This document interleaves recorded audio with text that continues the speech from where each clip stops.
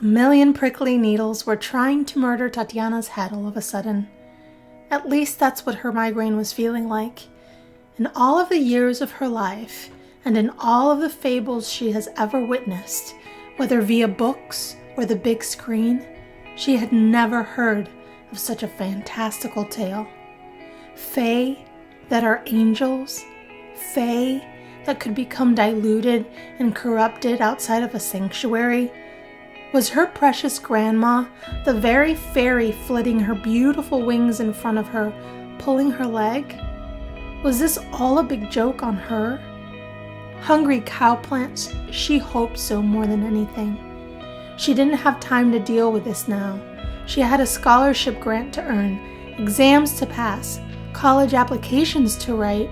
Mimi noticed Tatiana was growing tired, stressed, and more confused by the moment. Do you want to continue tomorrow, mon petit chou? No, please. I'll brew. She caught herself. No pun intended. Some coffee. Please, tell me more.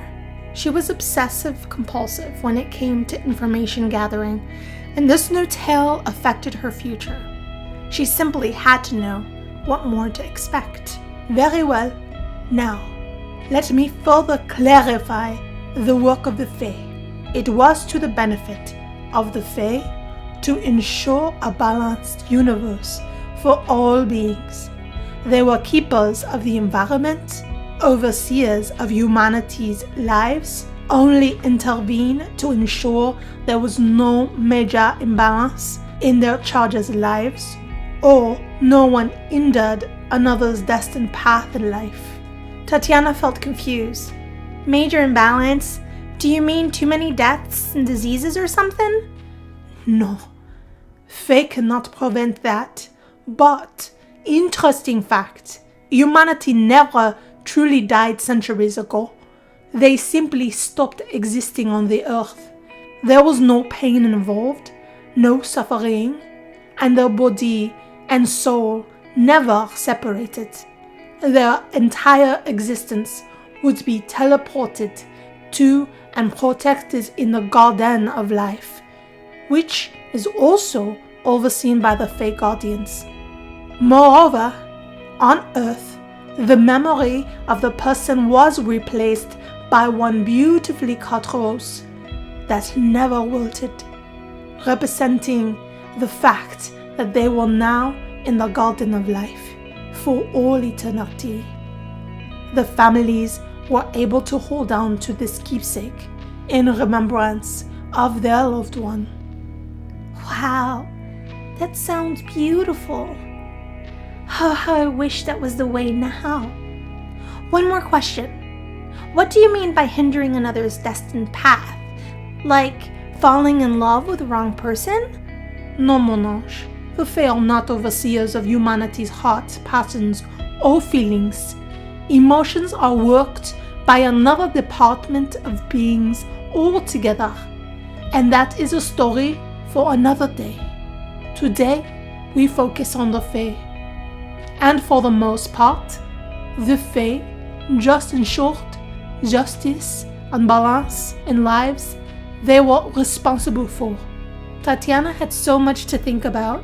Mimi, do you mind if we take this part of the story to another part of the house? Completely outside? I need some fresh air. Tatiana was getting antsy, being cooped up in the house, and needed a change of scenery. She felt it would help her focus on the next part of the story. Once settled in their new location within their home, Juliet asked, "Is that better, mon amour?" Tatiana replied by simply nodding her head. Juliet continued, "One day, centuries ago, a most diligent Fae by the name of Celeste." Tatiana interrupted. "Our founder?" "Oui, Celeste was given a charge. A young man named Adriel Grimm. He was beautiful and a gentle soul, funny and very good. Celeste had a special place in her heart for him because he made her laugh like no other case did, and she appreciated him for it. Adriel was interested in science and excellent in biology." "Like me?" Oui. He became an apprentice to the top medical figure of his time. While training, during his fellowship, he met his first love and they married. But he was not a doctor fast enough for her liking. She wanted more clout, more prestige in the community. His wife was so upset, so tortured by the lack of status in their life, she ran away with another who did, leaving Adriel broken-hearted. He spent the rest of his days focusing on his career, and while he enjoyed medicine, he started to feel a dark void of nothing in the pit of his soul. This void was threatening a major imbalance in his life, and Celeste felt anxiety over this. Celeste, having proclaimed that Adriel was her favorite of all her cases, decided she could not lose him to despair. Celeste coordinated a meeting with her friend and supervisor named Charity to plead her case of intervention for Adriel. Charity did not think the case a priority and let the requests fall through the cracks. Celeste was so desperate to help Adriel that her programming short-circuited, thereby committing the first non-free will act ever taking place in the sanctuary. Celeste forged a plan of escape to the Earth to help Adriel. When Celeste arrived to Earth, she was immediately overcome by the battle of good and evil elemental forces within her body. She aged to a teenager and was quickly taken through the paths. Don't tell me. Did she become a witch like me? No, mon amour. She tragically became a demon.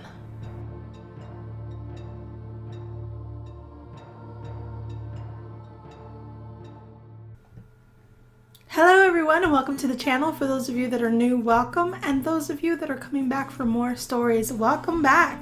We are going to traipse around with the land grabs today. I'm super excited about this, and I just wanted to chat a little bit about the happenings with the story as I give this house a 360. The link to this home will be down below, along with the gallery ID, creator. It is so Spanish and so creative. I just think it's amazing. So let's chat about the happenings with the story. So I just wanted to explain how the paths actually work, because I had a lot of questions last week and I want to make sure that everybody listening will understand what it is. So what a sad soul right there. The paths are, if you think of Harry Potter and the Sorting Hat, the paths are chosen for the Fae that leave the sanctuary.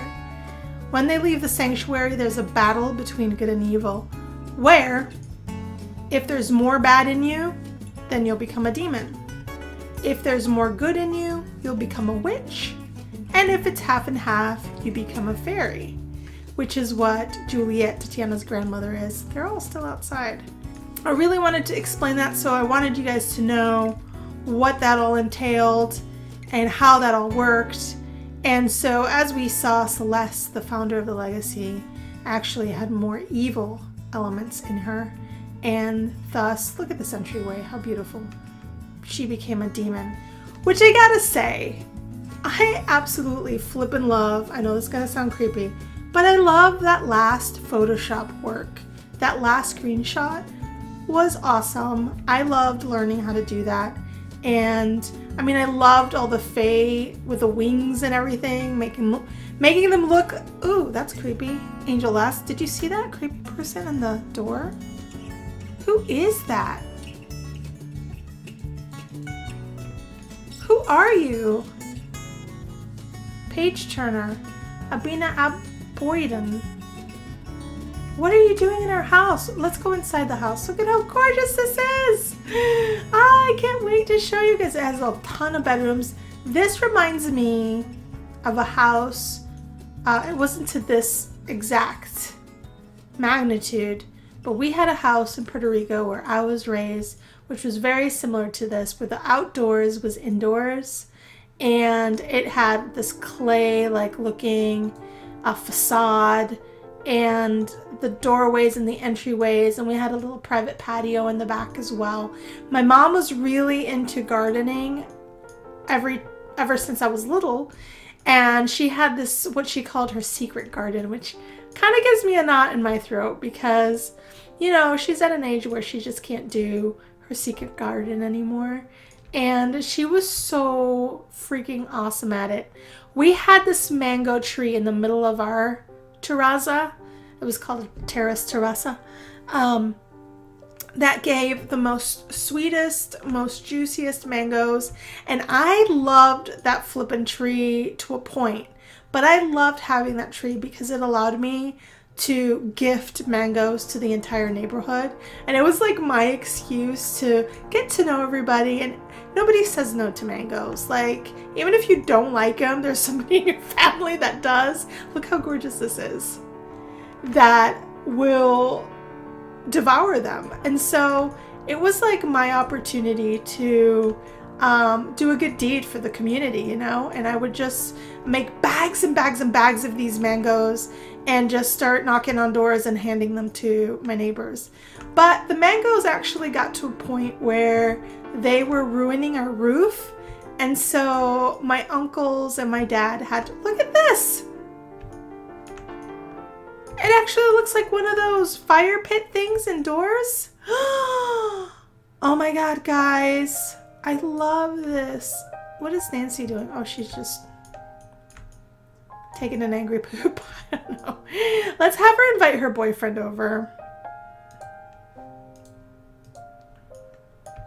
Nancy Landgrab, I feel like she was one of those super popular girls in her day and still in her adult. He'll be right over. And still in her adulthood, she's pretty popular.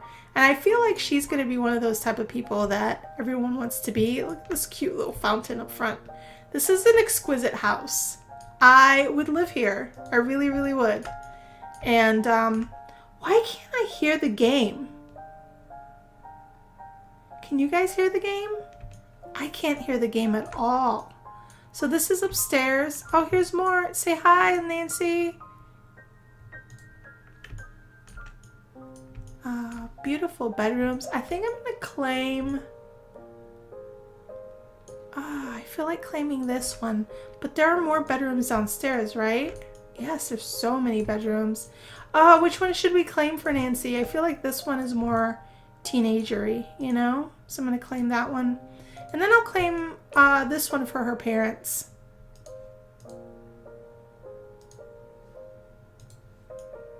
And I might have...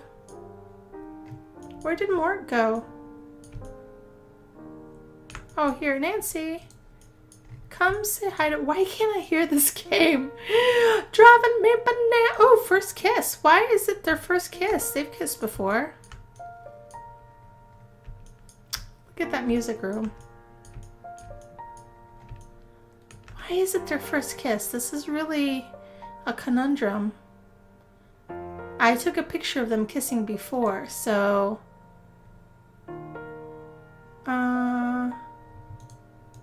I am very... Ooh, mess around.